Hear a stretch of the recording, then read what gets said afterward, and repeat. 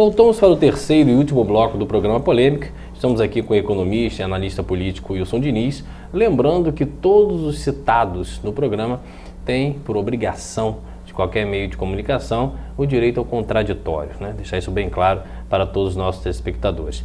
Wilson, dando sequência, eu queria até fazer um questionamento a você. Nós temos percebido na sociedade de Campos, pelo menos eu que vivo aqui, milito na área da advocacia, também na parte de jornalismo, e vivo esse momento político, gosto da parte da administração pública, eu tenho assistido uma espécie, não sei se a palavra está tão correta, mas o renascimento de um nacionalismo na cidade. Esses dias eu tive a oportunidade de resgatar a bandeira de Campos, colocando nas redes sociais, e a gente sente que as pessoas, uns até sequer realmente, de repente, até nem conheciam, e outros começaram a sentir uma coisa, uma boa esperança, uma boa sensação de querer mudança, de querer algo novo responsável, algo novo que traga mais senso administrativo, pelo menos uma opinião minha particular.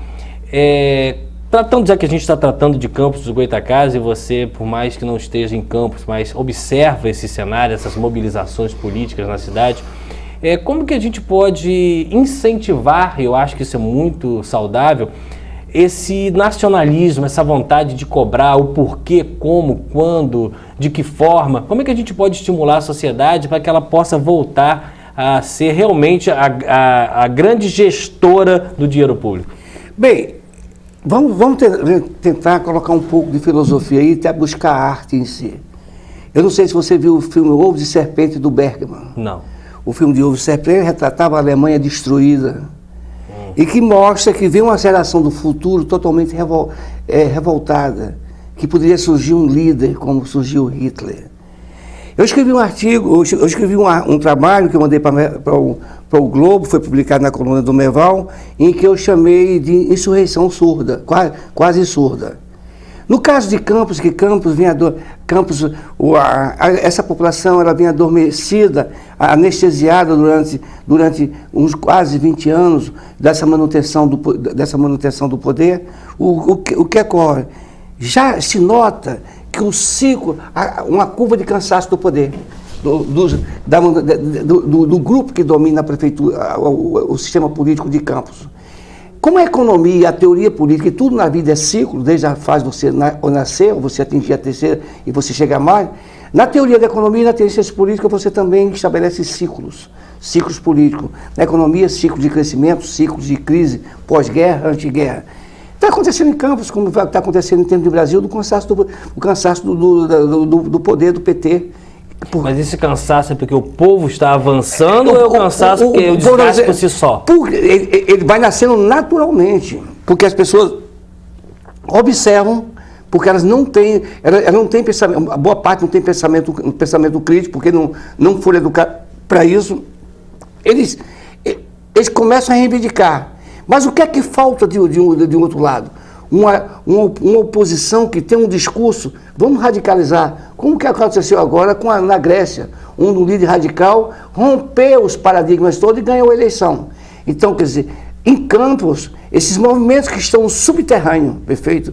Essa insurreição quase surda, ela já surge, tanto que tem pesquisas já aqui mostrando que o grupo que está do poder, da família Garotinho, já tem índice de rejeição que supera 50% dentro do ponto de vista do próximo pleito nas eleições de 2016.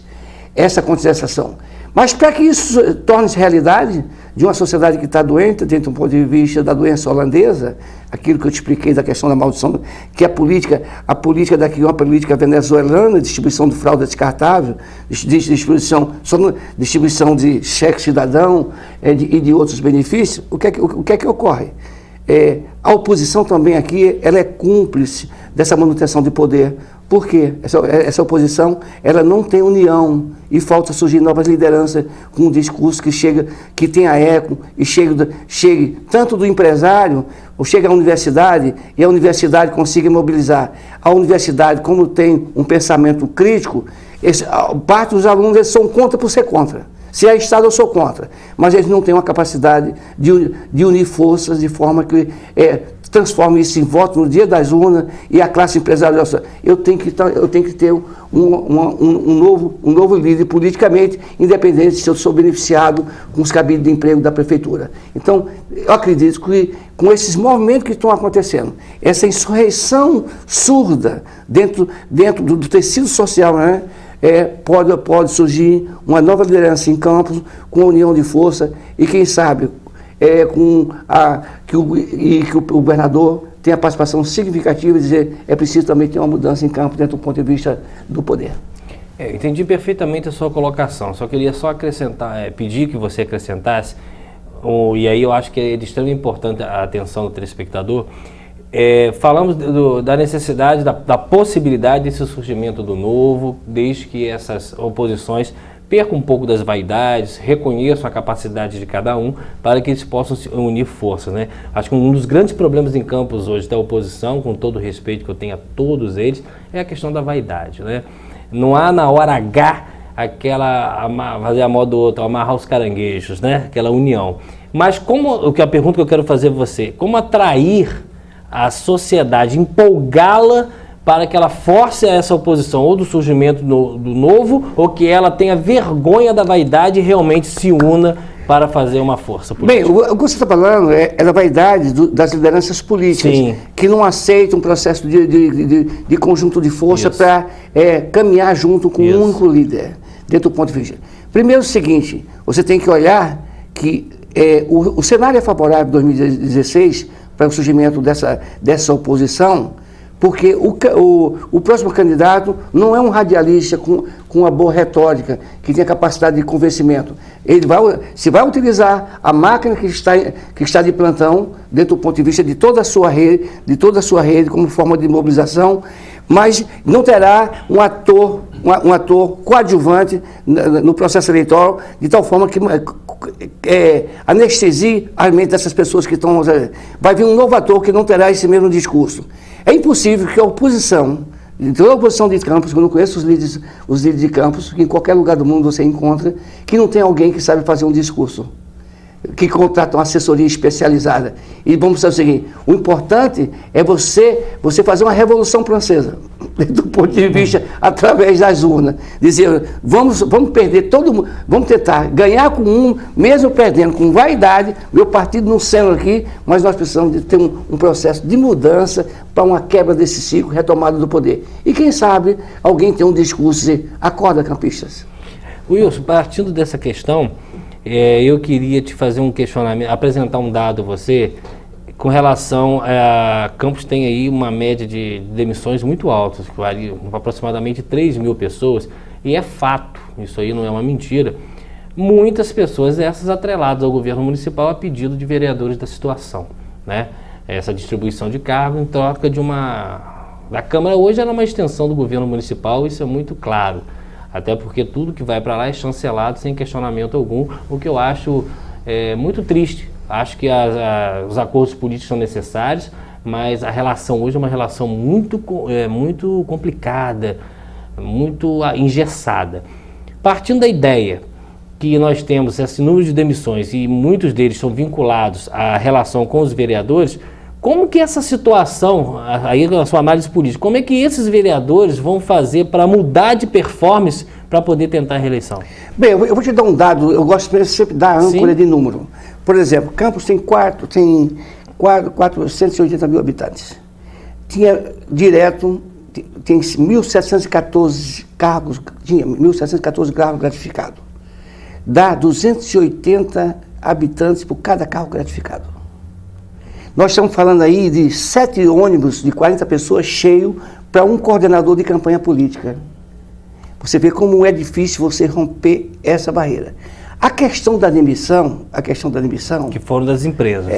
Eu não estou falando nem das empresas, eu estou falando só do caso que fizeram. Você imagina mais 3 mil talibãs num dia de eleição catequizando o voto. Catequizando o voto, não é fazendo cidadania nem lutando pela democracia, é catequizando o voto. Quer dizer, a máquina, ela atropela. Então precisa de uma voz. Eu costumo sempre recorrer, filosofando, que eu gosto de filosofia. Ninguém achava que a China, que Mao Tse Tung fazia a revolução. Eu até cito uma fábula do livro do Henry Kissinger, que ele fala no livro de estratégia sobre a China, em que ele conta a fábula de um camponês que ele morava numa aldeia e que cercado de morros pelo lado. E ele ouviu que estava acontecendo os movimentos na Revolução na China. Aí ele começou a cavar um túnel, aí chegou um velho sábio e falou para ele: você não vai conseguir ultrapassar esse não vou conseguir, mas meus filhos vão continuar cavando. Mas eles também não vão conseguir. Aí, mas as minhas gerações, de tanto cavar, aconteceu, aí um belo dia, Deus, vendo o sacrifício que ele estava fazendo, mandou 2 anjos e transportou a família. Aconteceu a Revolução Chinesa. Então nada é impossível, amigo. Nada é impossível. Cabe, quer dizer, união de forças. União de forças. Você discutir sobre essa forma para romper esse ciclo que se perpetua há mais ou menos há 20 anos. E você tem que analisar sobre o aspecto, dentro do ponto de vista, essa geração. Se você fizer uma pesquisa que estava na escola há 15 anos atrás, há 20 anos atrás, um jovem de 10 anos, você pode procurar fazer uma pesquisa e entrevistá-lo, que a vida dele não melhorou absolutamente nada, e ele deve estar desempregado e, quem sabe, recebendo um cheque cidadão. Verdade. Wilson, outra informação que eu gostaria que você apresentasse para a gente é com relação às redes sociais, né? Você é um analista político, obviamente, também presta atenção nesse segmento que veio para ficar e que, se utilizado de uma forma de qualidade, ela tem uma importância muito grande. E eu tenho observado nela, e por isso que eu estou aqui querendo saber a sua opinião, que todos estão muito preocupados com a crise moral. Fala-se do dinheiro, fala-se do gasto, mas quando se toca na questão da corrupção, parece que as pessoas estão já sem paciência alguma, estão praticamente revoltadas com a crise moral. Querem que isso seja resgatado, não só dentro das famílias, nas classes políticas, e cobram muito que esse novo que a gente está discutindo aqui tenha um compromisso moral muito antes do que qualquer outra coisa. Como que você vê esse cenário das redes sociais como interlocutores também de informações e como se inserir aí realmente a valorização da moral? Por exemplo, eu vou falar das redes sociais, mas antes eu gostaria de falar sobre a questão do papel da universidade. Sim. Eu acho que a universidade, queira ou não queira, campus é um polo educacional. Com certeza. Se eu não me engano, eu não levantei os números, mas nos últimos, acho que campus tem 20 mil universidades, se eu não me engano. Entendeu? Você coloca aí 10% a 12% de professores, 15% de professores. A universidade, ela não tem atuação política no processo de campus, é impressionante. Isso não tem muito a ver com o fim dos diretórios acadêmicos, muito forçado pelos governos? Exatamente, porque você, queira ou não queira, você tem as disputas de várias correntes da esquerda. Aí acontece, a universidade, os universitários, se um governo que tivesse visão democrática, que tivesse pensamento de sociedade, uma das primeiras coisas que ele fazia era convênios com universitários. No lugar de colocar mil militantes políticos, contratar mil universitários ganhando R$1.000. Você daria dando um emprego para ele não virar, de repente, atendente de lanchonete em shopping center. Porque no futuro pode acontecer isso. E como o mercado ele é seletivo, hoje se faz prova para entrar para o gerente do Unibanco, através de concorrendo com 40, 50 mil pessoas em termos de Brasil, pelo computador. Ele não passa. Então, eu acho que esse processo de mudança de campus passa por aí. Tem que ter a participação da universidade, a participação da sociedade. E as redes sociais, elas são blindadas no caso da cidade de Campos. Por quê?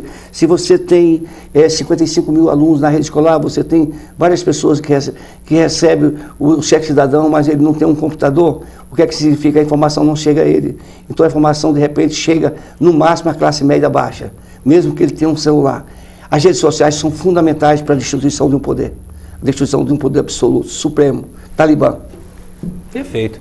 Wilson, eu queria que você agora, vamos falar, saindo um pouquinho do município, que você também tem uma experiência no âmbito estadual e federal, como que você assiste aí, presencia, analisa essa crise da Petrobras, uma das empresas mais importantes do país, e agora a gente está gravando, a presidente Graça, que é, se não me engano, concursada, né? Mas assumiu, incorporada a Petrobras como concursada, mas ela é presidente, o cargo de indicação, já não é mais a presidente. Como que você assiste toda essa crise da Petrobras e o que ela tem de reflexo na economia do cidadão médio brasileiro? Bem, o Brasil não depende só da Petrobras, essa é uma verdade.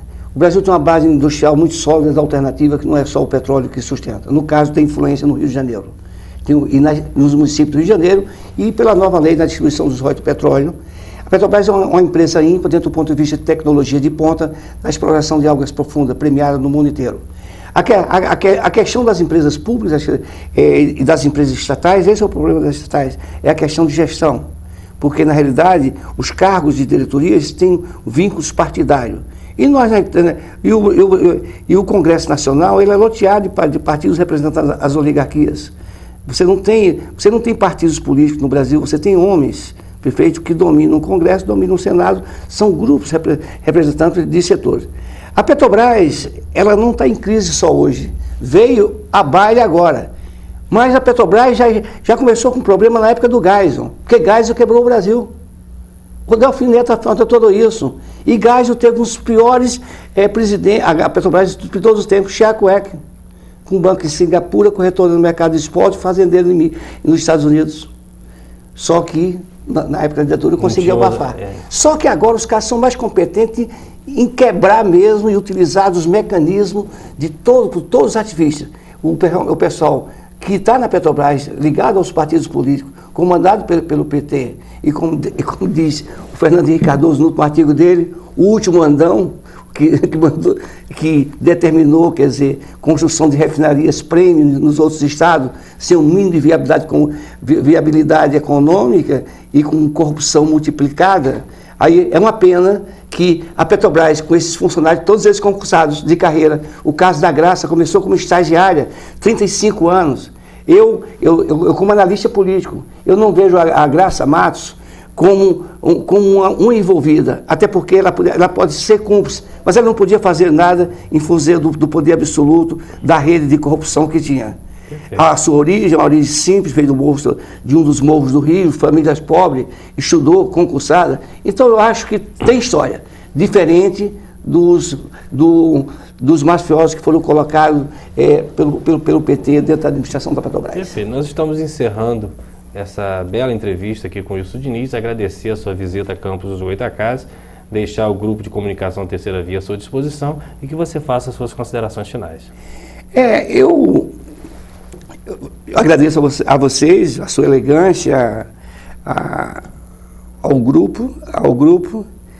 Eu acho que 2016 é fundamental, quer dizer, de uma nova mudança política em alguns municípios do país, mas no caso, como nós estamos falando de Campos, eu acho que existem alternativas. Cabe essa alternativa, ela ser uma alternativa de consenso. Porque você não pode eternizar um grupo político no poder. Se o muro de Berlim caiu, aí você pega isso como ponto de referência, você fala que todos os ciclos têm vida. E eu acho que as próprias pesquisas internas aqui em Campos e o dia a dia que você frequenta o fórum, num bar conversando, na universidade com os alunos, a crise é nacional, mas ela tem um efeito de contagia, que contagia. E quando ela contagia, ela tem um processo de radiação. A pessoa que está aqui em Campos, ele vê a crise lá em cima, mas ele diz que aqui também tem uma crise tão grave quanto a de lá. Aí você, quer dizer, o próprio ambiente, essa sinergia, ela tem uma capacidade de mobilização e atua sobre o consciente coletivo da população. Perfeito. Nós estamos terminando mais um programa Polêmica e até semana que vem.